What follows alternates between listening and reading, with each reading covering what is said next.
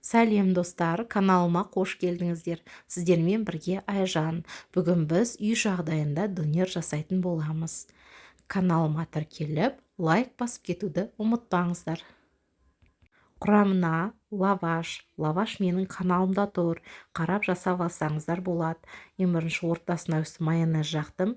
Майонезге мен ас көк, қара бұрыш, қызыл бұрыш, чеснок бәрін араластырып дайындап алғанмын. Тауықтың төсетін алдым. Тауықтың төсетін ұзынша қылып турап алып, соевый соус қара бұрышқа маринадтап қойдым. 5-10 минут тұрды.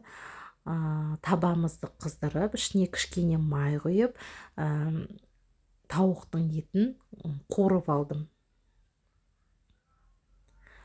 Үстіне қияр салдым, помидор салып, және де пиязымызды салып, қойып шықтым. Және үстіне картошка фри салдым. Картошка фриді өз қолыммен дайындадым. Сіздерге ескерте кететін жайт, бұл үй жағдайында дайындалатын донер. Мен көбірек начинкасын салдым, үйдегілер солай ұнатады. Және де дайын болған донерімізді қызып тұрған табамызға салып, асты үстін қызартып алдым. Сіздерде грильница болса, тіпті жақсы.